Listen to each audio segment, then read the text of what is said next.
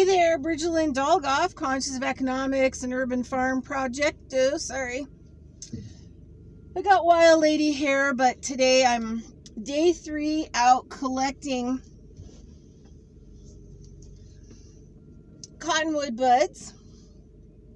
Gotta do it while the doing is hot.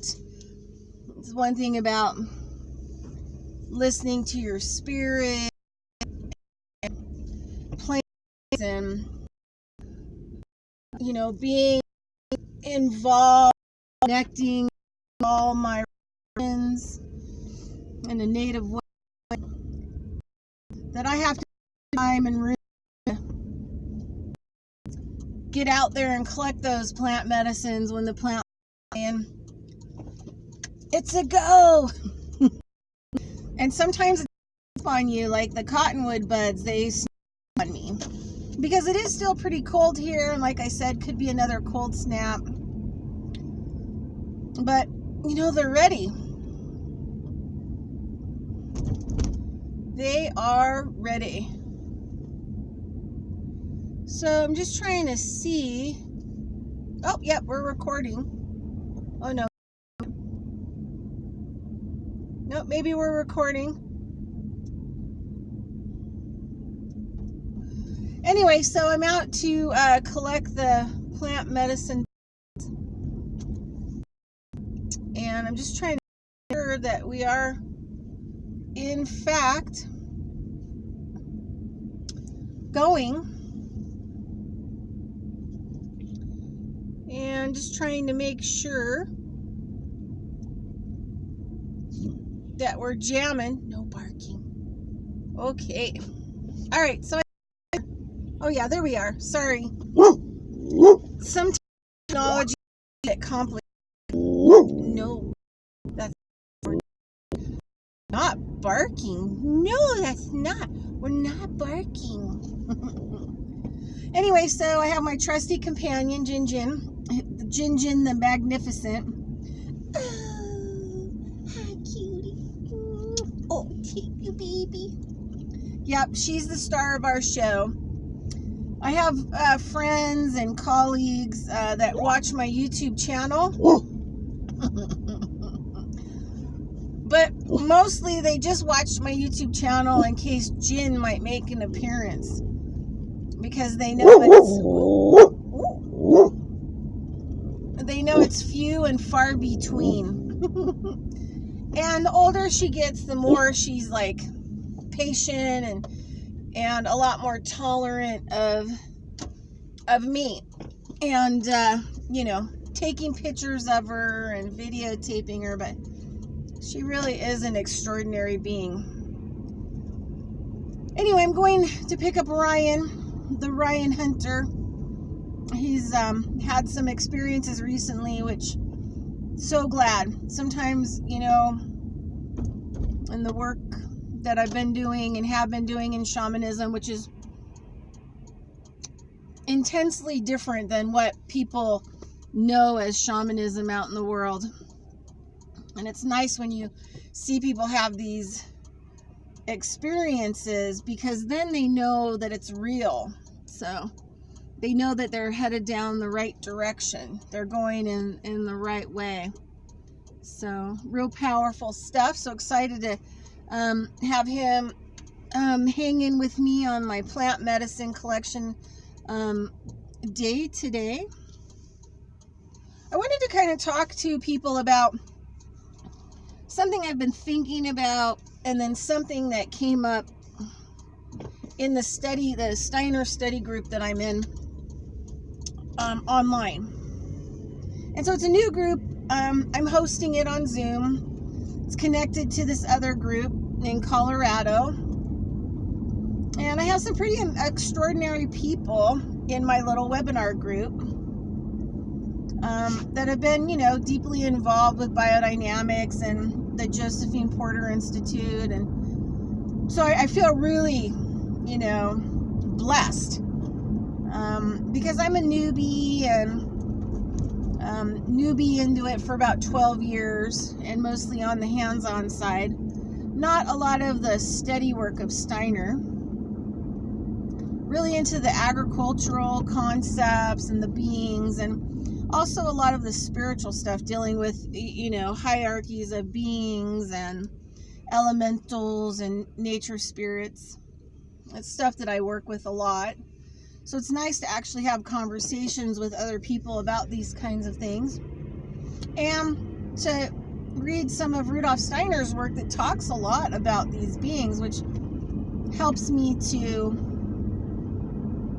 I think, assimilate the information that the spirit beings tell me or talk to me about, and the plants and everything else. So, got a little bit of some congestion. We just have been pounded with chemtrails for like 4 months here. And it's really taking a beating. My dog is taking a beating. But I got her some medicine, so herbal medicine to help her, so we're good. And getting out, so it's just that whole, I don't even want to go there today. But there was kind of a lead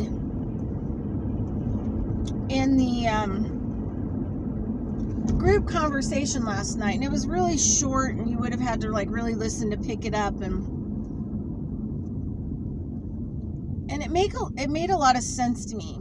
You know, I've had a lot of Native teachers, and some of Steiner's work is very along the stories, you know, like my Native teachers have told me. But the Steiner stuff adds a little bit more intricacy into it, and more steps, and the you know, the whole totality. And one of the things we were talking about briefly was the Australian fires, because everything's on fire.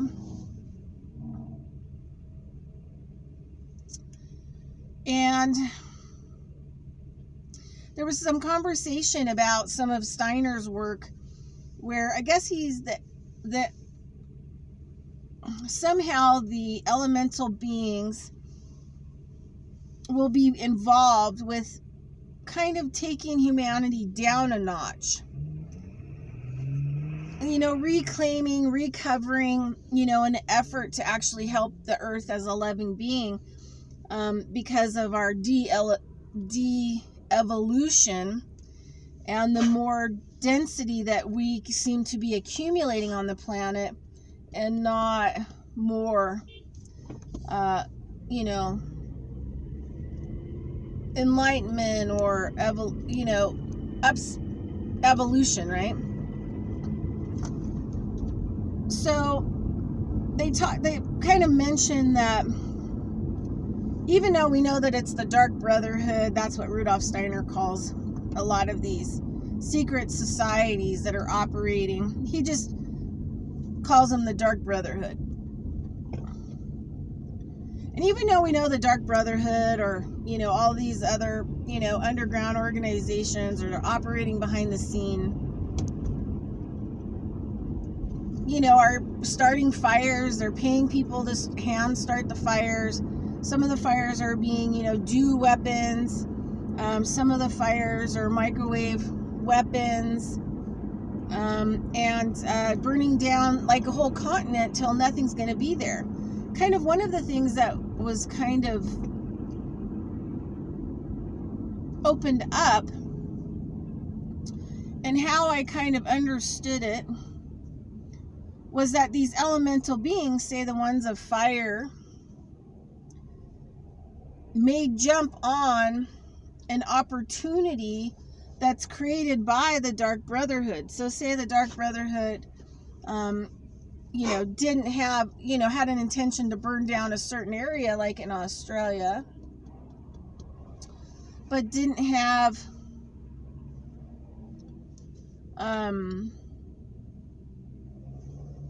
but weren't, you know, planning on burning down the whole continent. But then the elemental beings, you know, like fire ones, decide that they're going to jump on that opportunity, and they're going to just make it go crazy, so they can literally remove any possible thing off the continent. Structures, buildings.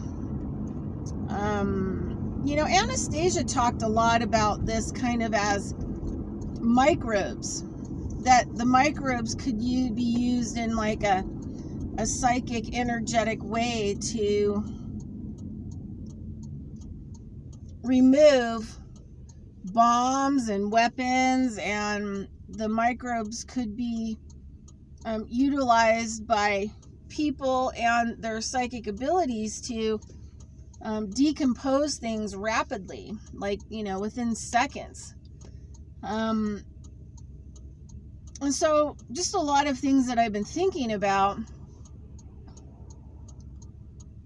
and trying to, pull it together.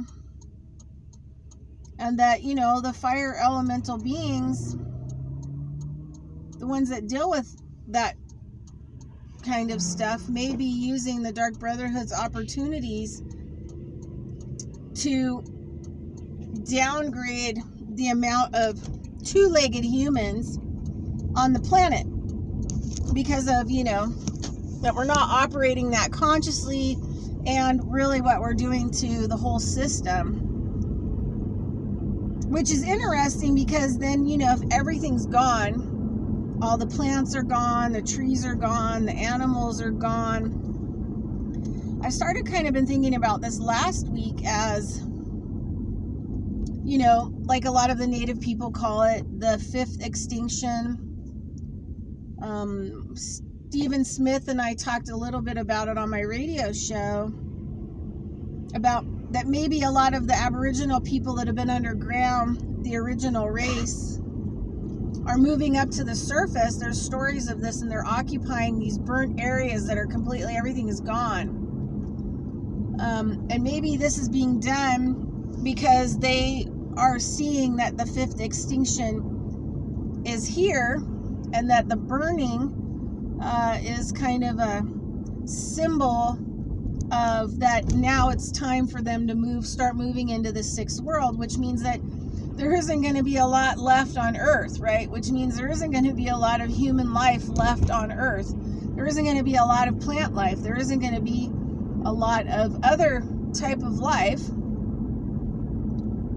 So then, that two-legged humans will cease to exist, and maybe the ones that are left will help to carry the planet like into, what we might call like the sixth world, right? Poor baby, she got a little cough, and she's just so congested. Chemtrails are just killing her. Killing us all, really. So it just kind of led me down into thinking about black goo. The first time that I ever saw like black goo was in the X-Files. I don't know, maybe the 90s, when they had episodes of black goo. And then followed, then again, black goo started to kind of come back up in the conversation with Harold Klaus, sorry if I got his name wrong. And he started talking about it, and he started talking about what he was seeing in the dark field microscopes that was in the black goo in people, and it looked like armies of beings. They looked very auspicious. And then, so last night I laid in bed after this whole, Steiner study group, thinking about elemental beings and all these other beings and forces that are here and there, but we don't see and we don't participate with them. And a lot of them we ignore them. And I was thinking about how black goo could be, essentially a type of element. Because I was thinking about the car that I'm driving. And it has some wood, right? It has some wood. If it's real or fake, I don't know. But you have elemental beings living in that wood, more of the earth kind.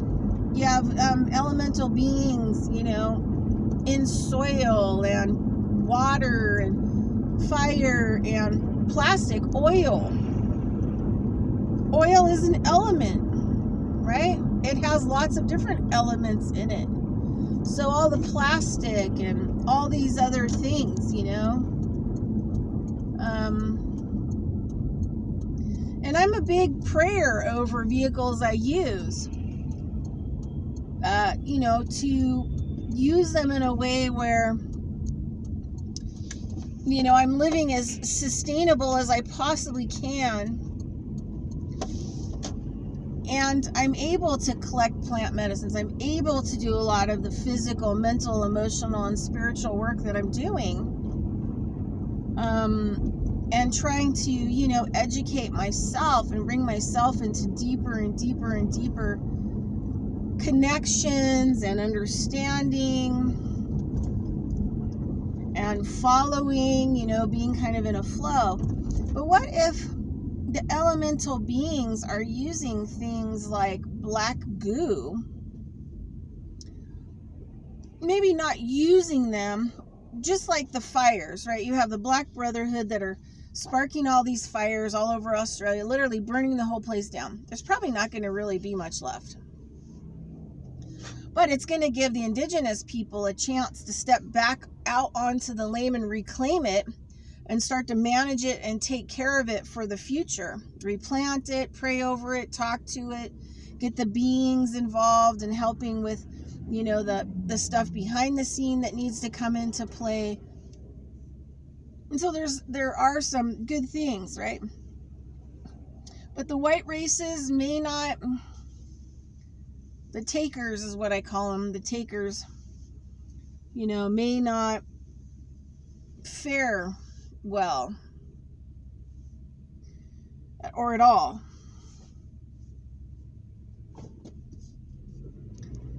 But what if, so the elementals are utilizing things in the physical world that, may have been introduced or are being done by some of the darker, lower energies, mental, emotional, physical, and spiritual, energetically. I gotta really stop using spiritual because it should be mental, emotional, physical, and energetically. So what if they're jumping on the backs of those things and accelerating the process because humans had a certain amount of time in order to get some of the work done, but we haven't done it, and we've actually gone backwards, and we're actually making things worse than they were. And so now we have the elementals staying involved in the black goo that is not only, heightening the black goo, but making it a lot worse as a major takeover of, like the human body, right? Anyway, so, and you have the plastics that are, from oil that have a lot of elements in them, which would have a lot of elementals attached to them, and, no discussion with the elements or the elementals on how they want to be utilized or used. And so, of course, they might decide to rebel. Well, they're more in charge, so maybe not rebelling, but to utilize whatever they need in order to, get back control of this world is appropriate. I'm not really sure. I'm still kind of working with a lot of the thoughts and pieces that slowly are coming together, and my part in it, right? Like, what is my part in it?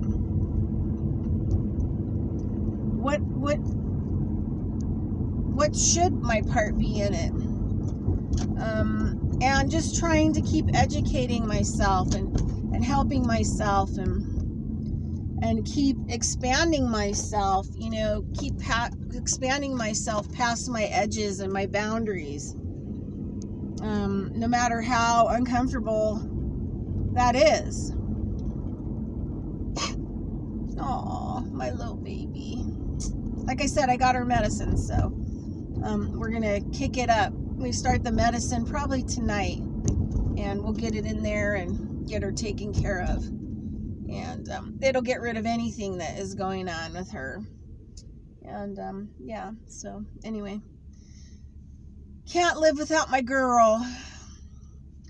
She's the star of my show. She's my best friend. She's my business partner. She is everything that is good in my world. And she's taught me a lot energetically. And I'm glad that she, came into my life and trusted me, and no matter what, hung in there with me and helped me, and so that I could get a bigger picture, keep expanding bigger and bigger pictures. All right, everybody. Anyway, so I'm sorry that most of that didn't make sense. I don't really have a vocabulary for it, and I'm just putting a lot of it together. But what I am going to say is, no matter what side that I'm looking at, from my native teachings, the native ways, the stories, to my own stuff, my own energetic attachments. I hate that word psychic. Just really don't like it, because it doesn't describe the full aspects of a lot of the abilities that I have. It's a very limited word. But hopefully, maybe people out there that are listening, this will give them some mind candy. But, we better get our SHIT together, and we better get it together now. And because I really see this as the end. The end of a lot of things. And might be proactive that, if we survive, who is left surviving, what is left surviving, that we have like an idea of, how we can live along nature, how we're going to actually help rebuild with all of these other beings, the ones that are seen and unseen, and create like a whole new system, right? So anyway, that's it. That's all I've got for you. And it's interesting because the Reno police, I just passed their SUV. They're actually getting out of the cars. Oh, here's another one. They're actually getting out of their cars and looking in cars to see who's sleeping, who's homeless, sleeping in their cars. It's like a joke. It's like a total joke. All right, well, I gotta go because I have to call Ryan, and I have to get him. Anyway, I'm here for pickup. So anyway, sorry if that doesn't make sense. Maybe it does make sense. I hope it makes sense, but that's kind of like where I'm at, what I'm thinking about, trying to put together in my own reality. Have a great day.